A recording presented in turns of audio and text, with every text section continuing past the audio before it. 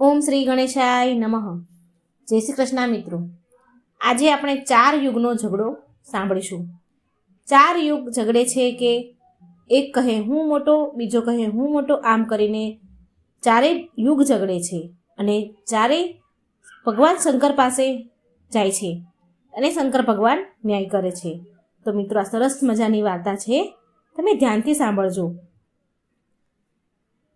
સતયુગ, ત્રેતાયુગ, દ્વાપર અને કળયુગ એમને ઝઘડો થાય અને તેઓ પોતાનું સમસ્યાનું સમાધાન મેળવવા માટે ભગવાન શિવ પાસે જાય છે. ભગવાન શિવ તેમને એક અજીબ પરીક્ષા લઈને તેમના પ્રશ્નનો હલ શોધી આપે છે. તો મિત્રો, આજની વાર્તા આપણે જોઈશું કે ભગવાન ભોલેનાથ એવી કઈ કસોટી લે છે જેનાથી 4 યુગને સમાધાન મળી ગયા. તો મિત્રો, તમને વિનંતી છે કે આ વિડીયોને અંત સુધી જોજો અને વિડીયો પસંદ આવે તો લાઈક કરજો, શેર કરજો અને હજુ સુધી જો મારી ચેનલમાં તમે નવા છો, સબસ્ક્રાઈબ નથી કરી તો સબસ્ક્રાઈબ કરી દેજો. અને વાર્તા સારી લાગે તો કમેન્ટ બોક્સમાં મહાદેવનું નામ જરૂર લખજો, જેથી ભગવાન ભોલેનાથની કૃપા આપણા સૌ પર બની રહે. એક સમયની વાત છે. 4 યુગ એટલે કે 4 ભાઈ એક સાથે બેઠા હતા અને ત્યારે જ તેમની વચ્ચે અંદરો અંદર વાદ વિવાદ થવા લાગ્યો. સતયુગ, ત્રેતાયુગ, દ્વાપર યુગ અને કળયુગ, આ 4 લોકો અંદરો અંદર વિવાદ કરવા લાગ્યા. સૌથી પહેલા સતયુગ કહે છે, અરે મૂર્ખાઓ, તમે બધા મારાથી નાના છો, તમે મારી બરાબરી કેવી રીતે કરવા લાગ્યા?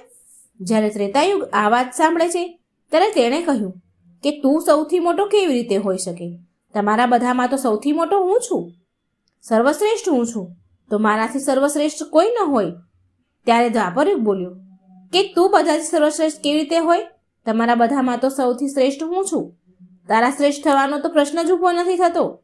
ત્યાં સુધી તો કળયુગ કહેવા લાગ્યો કે તમે ત્રણેય પોતાની જાતને શ્રેષ્ઠ ગણી રહ્યા છો, પરંતુ તમે હકીકત તો જાણતા જ નથી. વાસ્તવમાં તો શ્રેષ્ઠ હું છું. આ રીતે 4 યુગ એકબીજા સાથે લડવા લાગ્યા. ત્યારે 4 યુગોએ ભેગા મળીને નિર્ણય કર્યો કે આવી રીતે આપણે યોગ્ય નિર્ણય નહીં કરી શકીએ. આપણા 4માં મોટું કોણ છે અને કોણ સર્વશ્રેષ્ઠ છે, તો આનો નિર્ણય તો ફક્ત એક ભગવાન ભોલેનાથ જ કરી શકે છે. ચાલો આપણે તેમની પાસે જઈએ. ભગવાન શિવ જ આદિ અને અનંત છે. ચાલો આપણે અત્યારે જ તેમની પાસે કૈલાસ પર્વત પર પહોંચી ભગવાન શિવને આપણે જણાવીએ કે આપણા બધામાંથી સર્વશ્રેષ્ઠ કોણ છે અને નાનું કોણ છે. આ નિર્ણય કરવાની તાકાત આપણામાં નથી, એ તો સ્વયં ભોલેનાથ જ નિર્ણય કરી શકશે. ત્યારબાદ 4 યુગો ભેગા મળીને યોજના બનાવી અને તેઓ કૈલાસ પર્વત પર ભગવાન ભોલેનાથ પાસે ગયા. જ્યારે તેઓ કૈલાસ પર્વત પર પહોંચી જાય છે ત્યારે દ્વારપાલ તેમને રોકે છે. દ્વારપાલ તેમને પૂછે છે કે તમે 4 કોણ છો અને તમે ક્યાં જઈ રહ્યા છો? ત્યારે 4 યુગ કહેવા લાગ્યા કે હે દ્વારપાલ, અમે ભગવાન શિવને મળવા માટે આવ્યા છીએ અને અમે 4 યુગ છીએ. તમે ભગવાન શિવને અમારા આવવાની સૂચના આપો. સ્વયં નંદી મહારાજ ભગવાન શિવ પાસે ગયા અને કહેવા લાગ્યા કે હે પ્રભુ કૈલાસપતિ, તમને 4 યુગ મળવા માટે આવ્યા છે.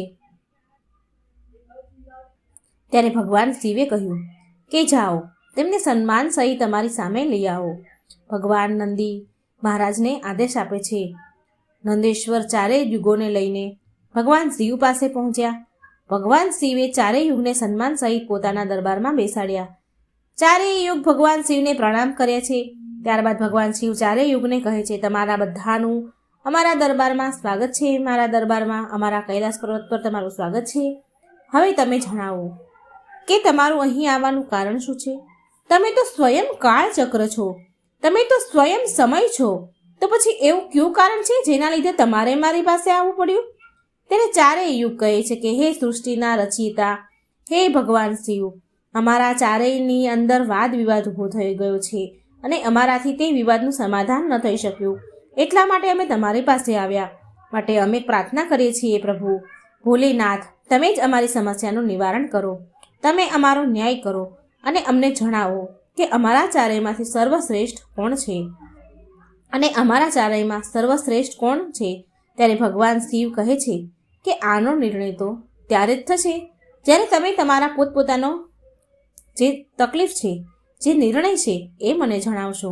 ત્યારે ભગવાન શિવ સૌથી પહેલા સતયુગને કહે છે કે સતયુગ, હવે તમે જણાવો કે કેવી રીતે તમે મોટા છો? તમે પોતાની જાતને સર્વશ્રેષ્ઠ કેમ બતાવી રહ્યા છો? તમે કેવી રીતે સર્વશ્રેષ્ઠ છો તે મને જણાવો. સતયુગ કહે છે, હે શિવજી, જુઓ પ્રભુ, મારું આયુષ્ય સૌથી વધારે છે. હું 17 લાખ વર્ષનો છું અને મારી સરખામણીમાં બીજા બધા જ યુગ ઘણા બધા નાના છે. તેમનું આયુષ્ય ઓછું છે, એટલા માટે મારી આયુ બીજા યુગો કરતાં વધારે લાંબી છે. ત્યારે કળિયુગ બોલવા લાગ્યો, હે પ્રભુ, વ્યક્તિ ક્યારેય પણ આયુષ્યથી મોટો નથી બનતો. વ્યક્તિ તો પોતાના ગુણોથી મોટો બને છે. મેં તો આવું જ સાંભળ્યું છે. ત્યારે ભગવાન શિવ કળિયુગની આ દલીલને સ્વીકારે છે અને સતયુગને કહે છે કે સતયુગ, તમે તો આ રીતે મોટા ન કહેવાઓ. ત્યારે સતયુગ કહેવા લાગ્યા, હે પ્રભુ, મારા યુગના સમયમાં જે પણ વ્યક્તિઓ થયા તે બધા જ મહાન વ્યક્તિઓ બન્યા, ખૂબ જ બળવાન અને પરાક્રમી બન્યા. તેઓ આખી પૃથ્વીને ઉઠાવી લઈ જાય એટલા પરાક્રમી બળવાન હતા. અને મારો જ્યારે સમય હતો ત્યારે મારા રાજ્યમાં, મારા સમયમાં ભગવાન શ્રી હરિએ ઘણા બધા અવતાર ધારણ કર્યા હતા. જુઓ પ્રભુ, નરસિંહ અવતારમાં મારા સમયમાં જ થયો હતો. વરાહ અવતાર મારા જ સમયમાં થયો હતો. મત્સ્ય અવતાર પણ શ્રી હરિનો મારા શાસનકાળમાં થયો હતો. તો એ સમયે ત્રેતાયુગ કહેવા લાગ્યો, નહીં પ્રભુ, શું ભગવાન શ્રી હરિ વિષ્ણુના અવતાર થવાથી સતયુગ કેવી રીતે મોટો થઈ શકે? જો એવું હોય તો મર્યાદા પુરુષોત્તમ પ્રભુ શ્રી રામનો અવતાર મારા ત્રેતાયુગના કાળમાં થયો હતો, જેમણે સમગ્ર સંસારને મર્યાદા શીખવી. અને જો તમે બળવાનની વાત કરતા હો તો કુંભકર્ણ જેવા યોદ્ધા, રાવણ જેવા યોદ્ધા મારા શાસનકાળમાં થયા ને. તો પ્રભુ, આ રીતે સતયુગ કેવી રીતે મોટો હોઈ શકે? તો પછી આ બધામાં તો સૌથી મોટો હું છું.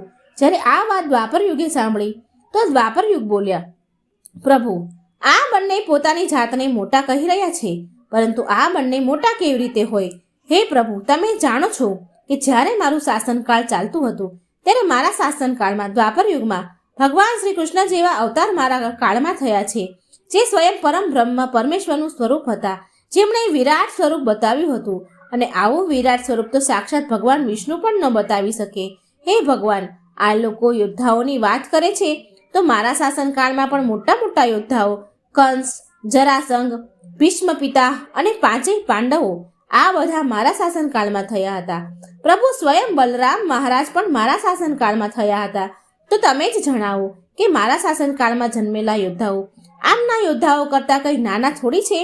હે પ્રભુ, આ બધામાં તો સૌથી મોટો હું જ છું. ત્યાં સુધી કળિયુગ બોલી ઉઠ્યો કે પ્રભુ, હું આમની વાતો માની લઉં છું. તેમના શાસનકાળમાં જે પણ અવતાર થયા તે પણ બધા યોદ્ધાઓ હતા. એમનામાં બુદ્ધિ નહોતી. તેઓ એકદમ મૂર્ખ હતા.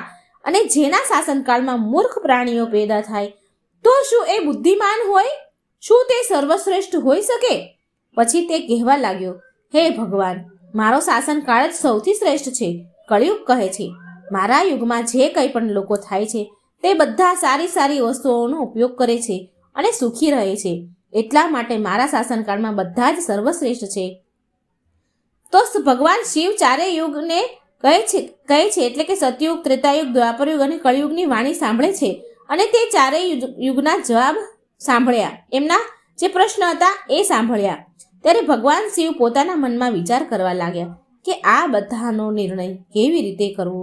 ભગવાન શિવની પાસે માતા પાર્વતી બેઠા હતા અને માતા પાર્વતી કહે છે કે હે પ્રભુ, જો તમે આમનો યોગ્ય નિર્ણય નહીં કરો તો બીજું કોણ કરશે? ત્યાર પછી તો આ ચારેય ભાઈઓ એકબીજા સાથે ઝઘડીને મરી જશે. એટલા માટે હે મહાદેવ, તમે આમનો યોગ્ય નિર્ણય કરો. બધા જ દેવતાઓ ભેગા મળીને ભગવાન શિવને કહેવા લાગ્યા, હે ભોલેનાથ, તમે જ આમનો નિર્ણય કરો, નહીં તો આ ચારેય યુગ એકબીજા સાથે લડવા લાગ્યા તો ભયંકર આપત્તિ આવી પડશે. સૃષ્ટિનું કાળચક્ર થંભી જશે, સમયનો પ્રવાહ થંભી જશે. હે ભોલેનાથ, તમે જે કરો હવે તમે જ કરો. ત્યારે ભગવાન શિવ કહે છે, ઠીક છે, હું સમસ્ત ગુણોની વાત માનું છું. હું આ ચારેય યુગોની સમસ્યાનો યોગ્ય નિર્ણય કરીશ. ભગવાન શિવે ચારેય યુગોને કહ્યું, ચાલો ઠીક છે, પરંતુ હું તમારા ચારેયની પરીક્ષા લઈશ અને જે પરીક્ષામાં સફળ થશે તે જ સૌથી મોટો કહેવાશે. ત્યારે સતયુગ કહેવા લાગ્યો, હે ભગવાન, તમને જે યોગ્ય લાગે તે પરીક્ષા લો. બધામાં સૌથી મોટા અને સર્વશ્રેષ્ઠ તો અમે જ હઈશું. હું હઈશ. કળિયુગ કહે હું હઈશ. ત્રેતાયુગ કહે હું હઈશ. દ્વાપરયુગ કહે, હું હઈશ. એમ કરીને બધા જ એ પરીક્ષાનો સ્વીકાર કરે છે. કહે છે કે તમે ફક્ત પરીક્ષા લો. ચારેય યુગ પરીક્ષા આપવા માટે તૈયાર થઈ ગયા. ભગવાન શિવે 1000 ટન વજનની એક મોટી લોખંડની કઢાઈ લીધી અને તે લોખંડની કઢાઈને કૈલાસ પર્વતની નીચે તળેટીમાં મૂકી દીધી. કઢાઈની બાજુમાં જ એક ચોખાનો મોટો ઢગલો કરી દીધો. ત્યારબાદ ભગવાન શિવે ચારેય યુગોને બોલાવ્યા અને કહ્યું કે તમે ચારેય આ જોઈ રહ્યા છો, તમારી પરીક્ષા અત્યારે જ થઈ જશે. ભગવાન શિવ સતયુગને કહે છે કે હે સતયુગ, મારે 1500 ગણ અહીં બેઠા છે. મારા કૈલાસમાં 1500 ગણ અહીં છે અને આ કઢાઈની બાજુમાં જે ચોખા મૂકેલા છે તેમાંથી ભાત બનાવવાનો છે, ચોખા રાંધવાના છે અને આ ભાતને તારે યુગોના જ વ્યક્તિ બનાવશે અને મારે અહીં જેટલા પણ ગણ બેઠા છે તે બધા આમાંથી ભોજન કરશે. ત્યારબાદ ભગવાન શિવ કહે છે, હે સતયુગ, તમે તમારા યુગના વ્યક્તિને પેદા કરો અને તે આ ભોજન બનાવશે અને અમે બધા અહીં ઊભા રહીને તે કેવી રીતે ચોખા રાંધે છે તે અમે જોઈશું. ભગવાન શિવની વાત સાંભળી ત્યારબાદ એક મોટો બળવાન યોદ્ધા સતયુગે બોલાવ્યો અને કહ્યું કે જાઓ બેટા, મોટી કડાઈમાં ભાત બનાવો અને તેને બનાવીને ભગવાન શિવના આ બધા જ ગણોને તમે ભોજન કરાવો. પોતાના મહારાજનો આદેશ સાંભળીને સતયુગનો માણસ તે રસોઈ બનાવવા માટે તૈયાર થઈ જાય છે. ત્યાં આવીને તે જુએ છે કે તે મોટી કડાઈનું વજન વધારે હતું. તે વ્યક્તિ સતયુગનો હતો અને તે ખૂબ જ બળવાન હતો. તેણે ખૂબ જ મોટી ભઠ્ઠી બનાવી અને તે મોટા મોટા વૃક્ષોને તોડીને તેના લાકડા લઈ આવ્યો અને તે લાકડાને ભઠ્ઠીમાં નાખીને અગ્નિ પ્રગટાવ્યા બાદ તે મોટી 1000 ટનની કઢાઈને પોતાના એક જ હાથથી ઉંચકીને ભઠ્ઠી ઉપર મૂકી દીધી અને ચોખાનો જે ઢગલો હતો તે બધા જ ચોખા ઉઠાવીને કઢાઈમાં નાખી દીધા અને તેમાં પાણી નાખી અને પછી ફટાફટ તેણે ચોખા રાંધી દીધા, તૈયાર કરી દીધા. જ્યારે 1000 ટન વજનની લોખંડની કઢાઈમાં ભાત તૈયાર થઈ ગયો ત્યારે તે સતયુગના માણસે ભગવાન શિવના બધા જ ગણોને બેસાડ્યા અને તેમને પત્તર આપ્યું અને ભાત પીરસીને તેમને ભોજન જમાડ્યું. તે બળવાન વ્યક્તિ પોતાનું કાર્ય પૂર્ણ કરીને પોતાના માલિક સતયુગ પાસે આવી ગયો અને તેને કહેવા લાગ્યો કે પ્રભુ, હવે હું જઈ રહ્યો છું, મારું કામ મેં સંપૂર્ણ કરી દીધું. ભગવાન શિવ અને બીજા લોકોએ આ બધું જ જોઈ રહ્યા હતા. ત્યારે ભગવાન શિવ ત્રેતાયુગને કહે છે કે હે ત્રેતા, હવે તમે તમારા યુગના વ્યક્તિને મોકલો અને મોટી કઢાઈ મૂકેલી છે તેને હું મારી માયાથી હટાવી લઉં છું અને આના જ જેવી બીજી કઢાઈ મૂકી દઉં છું અને હવે તમે તમારા યુગને વ્યક્તિ જોડે આ મોટી કઢાઈમાં ભાત તૈયાર કરાવડાવો, ચોખા રંધાવો અને મારા 1500 જે ગણ છે તેને ભોજન જમાડો. ત્રેતાયુગે કર્યું, ઠીક છે પ્રભુ, જેવી તમારી આજ્ઞા. પછી ત્રેતાયુગે પોતાના યુગનો એક મહાન યોદ્ધા કુંભકર્ણ જેવો બલવાન પ્રગટ કર્યો અને તેને આદેશ આપ્યો કે નીચે તળેટીમાં જે 1000 ટનની લોખંડની કઢાઈ છે તેમાં જે પાસે મોટા ચોખાનો ઢગલો છે તેને લઈને કઢાઈમાં નાખો અને ભાત રાંધો, તૈયાર કરો અને જ્યારે ભાત બની જાય, ચોખા રંધાઈ જાય ત્યારે ભગવાન શિવના 1500 ગણને ભોજન જમાડવાનું છે. ત્રેતાયુગનો વ્યક્તિ પણ ખૂબ જ બળવાન હતો અને ત્યારબાદ તે પણ નીચે તળેટીમાં આવ્યો અને ત્યાં એક મોટી ભઠ્ઠી ખોદી અને લાકડા વીણીને ત્યાં લાવીને મૂક્યા. તે મોટી કઢાઈને બંને હાથેથી ઉંચકીને તે ભઠ્ઠી પર મૂકી અને ત્યારબાદ અગ્નિ પ્રગટાવી. ત્યાર પછી ચોખા બધા લઈને કઢાઈમાં નાખ્યા અને તેમાં પાણી ઉમેરી બધા જ ચોખાના રાંધ્યા, તૈયાર કર્યા. ત્યારબાદ તે ત્રેતાયુગના વ્યક્તિએ ભગવાન શિવના જેટલા પણ ગણ હતા તે બધાને ભાતની રસોઈ જમાડી અને ભોજન કરાવ્યું. બાદ ગણ કૈલાસ પર્વત પર પાછા આવ્યા અને ત્યારબાદ ભગવાન શિવ પોતાની માયાથી ફરીથી તે કઢાઈ બધું જ ગાયબ કરી દીધું. હવે ભગવાન શિવે દ્વાપર યુગને કહ્યું કે આ બંને યુગ પોતાની પરીક્ષાઓ આપી ચૂક્યા છે, હવે તમારો વારો છે. જુઓ, ખૂબ જ મોટી 1000 ટનની વજનની લોખંડની કઢાઈ તમને તળેટીમાં જોવા મળશે અને હજારો મણ ચોખા બાજુમાં મુકાયેલા છે અને તમારે મારા 1500 ગણને ભોજન જમાડવાનું છે. ત્યારે દ્વાપર યુગે કહ્યું, ઠીક છે પ્રભુ, તમારી જેવી ઈચ્છા. હું સંપૂર્ણ પ્રયત્ન કરીશ કે મારા યુગનો જે વ્યક્તિ છે તે તમારા બધા જ ગણોને ભોજન જમાડી શકે.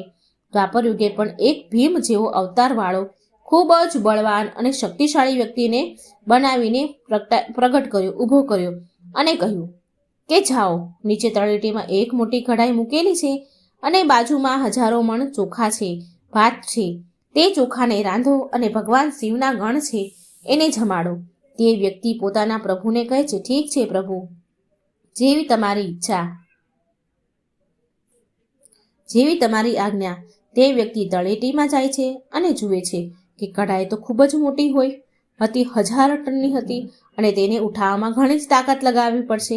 ત્યારે તેણે મોટી ભઠ્ઠી ખોદી અને લાકડાની વ્યવસ્થા કરી અને તે મોટી કઢાઈને પોતાના બંને હાથેથી ઉઠાવી તેણે ખૂબ જ જોર લગાવ્યું અને તે કઢાઈને ઉઠાવી, કેમ કે તે કઢાઈને સતયુગ અને ત્રેતાયુગના વ્યક્તિ જ ઉઠાવી શકે તેમ હતા. એટલા માટે તેણે ખૂબ જ તાકાત લગાવવી પડી. પોતાની બધી જ તાકાત લગાવીને તેણે તે કઢાઈને ઉંચકી લીધી અને ઉઠાવીને જેમ તેમ ખેંચીને તેને ભઠ્ઠી પર મૂકી દીધી. નીચે અગ્નિ પ્રગટાવી અને કઢાઈમાં ચોખા અને પાણી રેડી દીધું. ત્યારે ભાત તૈયાર થઈ ગયો. તેણે ભગવાન શિવના બધા જ ગણોને ભોજન પીરસ્યું અને જમાડ્યા. ભોજન જમાડ્યા બાદ દ્વાપર યુગનો તે વ્યક્તિ પોતાના માલિક પાસે ગયો. દ્વાપર યુગ પાસે આવે અને કહ્યું, હે પ્રભુ, મારું કામ મેં કરી દીધું છે. દ્વાપર યુગે તેની પીઠ થપથપાવી અને કહ્યું, શાબાશ દીકરા, હવે તું જઈ શકે છે. હવે ભગવાન શિવ કહે છે કે કળિયુગ, હવે તારો વારો છે. તું જે કઢાઈ જોઈ રહ્યો છે તેનું વજન ઓછું નહીં થાય, તેનું વજન તેટલું જ રહેશે. હજારો ટનની એક કઢાઈ છે, પરંતુ હવે તારે પરીક્ષા આપવાની છે. તું માનવા તૈયાર નથી કે તું સૌથી નાનો છે, પરંતુ તારા યુગના માણસનું આયુષ્ય 100 જ વર્ષનું છે, જ્યારે બીજા યુગોના મનુષ્યનું આયુષ્ય ખૂબ જ વધારે છે. સતયુગમાં આયુષ્ય 1 લાખ વર્ષનું હોય છે, ત્રેતાયુગમાં 10,000 વર્ષનું હોય અને દ્વાપર યુગમાં 1,000 વર્ષનું આયુષ્ય હોય છે. અને હે કળિયુગ, તમારા શાસનકાળમાં તો ફક્ત 100 જ વર્ષનું આયુષ્ય છે અને તમારો માણસ પણ ઘણો નાનો છે. જ્યારે ભગવાન શિવની આ વાત કળિયુગે સાંભળી ત્યારે કળિયુગ કહે છે, હે પ્રભુ, ઠીક છે, હું તમારી વાત માનું છું, પરંતુ તમે મને પહેલેથી જ આ રીતે હતાશ ન કરો. તમે તો એક ન્યાય કરતા છો, બધાને જ પરીક્ષા આપવા માટે મોકો આપ્યો છે. તમે પણ મને પરીક્ષા આપવાનો મોકો આપો તો ખરી. હું પણ પરીક્ષા આપીને જોઈશ. જો મારાથી નહીં થઈ શકે ત્યારે જ હું માનીશ કે હું બધાથી નાનો છું. હું એમ જ હાર સ્વીકાર નહીં કરું. ત્યારે ભગવાન શિવ કહે છે, ઠીક છે, તો તમારો માણસ બોલાવો. ત્યારબાદ ભગવાન શિવે કહે છે કે તમે આ કઢાઈને જોઈ રહ્યા છો ને, તે હજારો ટન વજનની અને બાજુમાં ચોખાનો ઢગલો છે અને તેમાં આ બધા જ ચોખા નાખીને ભાત બનાવવાનો છે. તમારી વ્યક્તિ આવીને શું કરશે? ત્યારે કળિયુગ કહે છે, ઠીક છે પ્રભુ, તમે મારો તમાશો જુઓ. ત્યારે ત્રણેય યુગ હસવા લાગ્યા. ભગવાન શિવ પણ કળિયુગની વાત સાંભળીને અચંબિત થઈ ગયા. ભગવાન શિવ વિચારી રહ્યા હતા કે કળિયુગનો વ્યક્તિ હજારો ટન વજનની કઢાઈને કેવી રીતે ઉઠાવી શકશે. કળિયુગે ખૂબ જ બુદ્ધિમાન વ્યક્તિને પેદા કર્યો. તે ખૂબ જ બુદ્ધિશાળી વ્યક્તિ હતો. બધા જ ગુણોથી સંપન્ન વ્યક્તિ કળિયુગે પેદા કર્યો અને તે વ્યક્તિને કહ્યું કે હે દીકરા, તારે હવે પોતાની શક્તિ બતાવવાની છે. અત્યારે પરીક્ષાનો સમય છે. જો તું આ પરીક્ષામાં અસફળ થયો તો હું સૌથી નાનો થઈ જઈશ. તે વ્યક્તિ પોતાના મહારાજને કહે છે, કળિયુગને કહે છે કે મહારાજ, તમે આ કઢાઈની વાત કરો છો? આવી હજારો કઢાઈ જો મારી પાસે સામે તમે મૂકી દો ને તોય મને ફરક નહીં પડે. તે વ્યક્તિની વાત ત્રણેય યુગો સાંભળી ત્યારે તે તો બહુ હસવા લાગ્યા, મજાક ઉડાડવા લાગ્યા અને તેઓ કહી રહ્યા હતા કે ક્યાં આ નાનો માણસ કે જેની લંબાઈ માત્ર 3 હાથ જેટલી છે, અરે તે શું કરશે? જ્યારે અમારા યુગના માણસોની લંબાઈ તો ખૂબ જ મોટી હતી. આ વાત તો ખૂબ જ સાચી છે, એકદમ સાચી છે. જ્યારે સતયુગના માણસની લંબાઈ 21 હાથ જેટલી હતી, ત્રેતાયુગના માણસની લંબાઈ 14 હાથ જેટલી હતી, દ્વાપર યુગના માણસની લંબાઈ 7 હાથ જેટલી અને જ્યારે કળિયુગના માણસની લંબાઈ માત્ર ને માત્ર 3.5 હાથ જેટલી હોય છે. ત્રણેય યુગ ખૂબ જ જોરથી હસી રહ્યા હતા. કળિયુગ કહે છે, બસ તમે જોયા કરો, મેં મારા માણસને મોકલી દીધો છે. કળિયુગનો આદેશ સાંભળીને તે તીવ્ર બુદ્ધિવાળો વ્યક્તિ કૈલાસની તળેટીમાં ગયો અને ત્યાં આવીને તેણે જોયું કે તે લોખંડની કડાઈનું વજન તો ખૂબ જ વધારે હતું અને તે તો તેને ઉઠાવી શકે તેમ ન હતો. ત્યારે તે વ્યક્તિએ બુદ્ધિ વાપરી અને તે કઢાઈની નીચે જ માટી ખોદવાની શરૂ કરી દીધી. તે કઢાઈને તેણે સહેજ પણ હલાવી નહીં અને તે કઢાઈ નીચે જ ભઠ્ઠી ખોદીને તૈયાર કરી દીધી. લાકડાની વ્યવસ્થા કરવામાં પણ તેણે સહેજ પણ સમય ન લગાવ્યો, કેમ કે લાકડા ત્યાં જ રાખેલા હતા. તેણે તે લાકડાઓને ઉઠાવી લીધા અને ભઠ્ઠીમાં નાખી તેને અગ્નિ પ્રગટાવી દીધી. તે મોટી કઢાઈમાં ચોખા નાખ્યા અને પાણી રેડ્યું અને બસ થોડીક જ વારમાં ભાત બનીને તૈયાર થઈ ગયો. કળિયુગનો વ્યક્તિ તો ખૂબ જ બુદ્ધિશાળી હતો. તેણે કંઈ પણ કર્યું નહીં, ફક્ત તેણે તે વિશાળ કઢાઈની નીચે માટી ખોદીને ભઠ્ઠી તૈયાર કરી દીધી અને તેમાં અગ્નિ પ્રગટાવીને કઢાઈમાં ચોખા નાખ્યા અને પછી પાણી નાખીને ભાત તૈયાર કરી દીધો. જ્યારે ભાત થઈ ગયો તૈયાર, ત્યારે ભગવાન શિવના બધા જ ગણોને એક લાઈનમાં બેસાડી દીધા અને તે ગણોને કહ્યું કે તમે મને થોડી મદદ કરો અને આ બધા જ ભાતને બધા જ ગણોને પીરસી દો.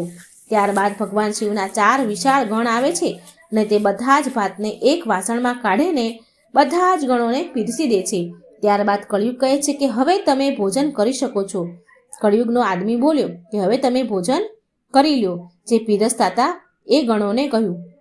ભગવાન શિવના બધા જ ગણ ખુશીથી ભોજન કરે છે.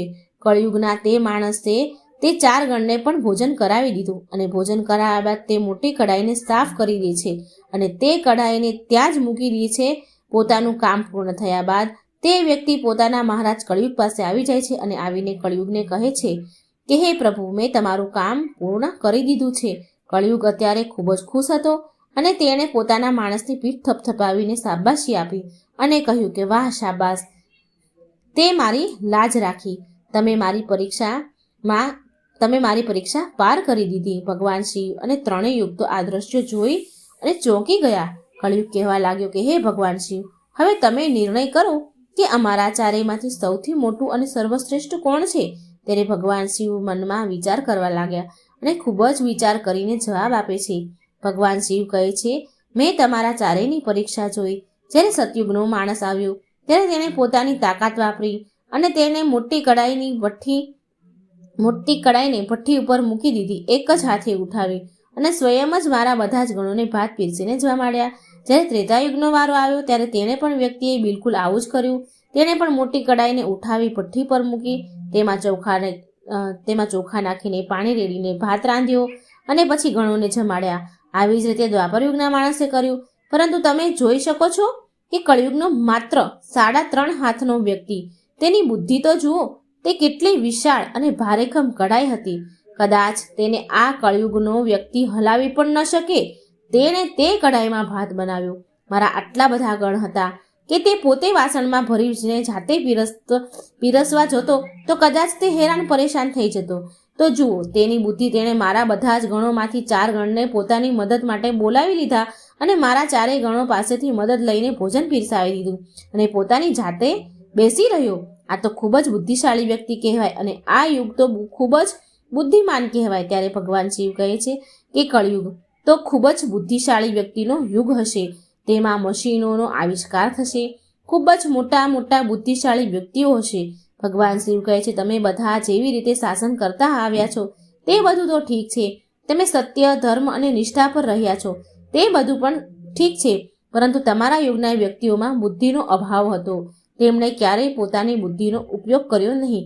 કેમ કે કુંભકર્ણ, રાવણ જેવા મહાન યોદ્ધાઓ જેમને મારવા માટે સ્વયં ભગવાન અવતાર ધરીને આવ્યા, પરંતુ તે લોકો એટલા બધા મૂર્ખ હતા કે તેઓ જાણી ન શક્યા કે આ ભગવાન છે, તે સૃષ્ટિના રચનાકાર છે અને તેમની સામે જ યુદ્ધ કર્યું અને બધા જ માર્યા ગયા. તમે કળિયુગના વ્યક્તિઓને જુઓ, તેઓ કેટલા બુદ્ધિશાળી છે. તમને કળિયુગના આવનારા સમયમાં આવા જ બુદ્ધિશાળી વ્યક્તિઓ જોવા મળશે. ત્યારબાદ ભગવાન શિવ નિર્ણય લીધો કે તમારા 4 યુગમાં સૌથી મોટો કળિયુગ હશે. કળિયુગ મશીનનો યુગ હશે. કળીનું નામ છે મશીન અને યુગનો અર્થ છે સમય. કળીનું નામ છે મશીન અને યુગનો અર્થ છે સમય. કળિયુગ મશીનનો સમય હશે. આ સમયમાં ખૂબ જ મોટા મશીનોનો આવિષ્કાર થશે, જે સતયુગ, ત્રેતાયુગ અને દ્વાપર યુગમાં નહીં થઈ શકે. ત્યારબાદ ભગવાન શિવ આ વાત સાંભળીને તે 4 યુગ ભગવાન શિવના આ નિર્ણયને સ્વીકાર કરે છે. ત્યારબાદ 4 યુગ પોતે પોતાના ધામમાં પહોંચી જાય છે. તો તમે જોયું મિત્રો કે કેવી રીતે ભગવાન શિવે આ ચારેય યુગોના પ્રશ્નનું સમાધાન આપ્યું. તો મિત્રો આજની વાર્તા તમને કેવી લાગી કમેન્ટમાં જરૂર જણાવજો. વિડીયો પસંદ આવે તો લાઈક અને શેર પણ જરૂર કરજો. કોમેન્ટ બોક્સમાં ભગવાનનું નામ જરૂર લખજો. જય શ્રી કૃષ્ણ. રાધે રાધે. Thank you.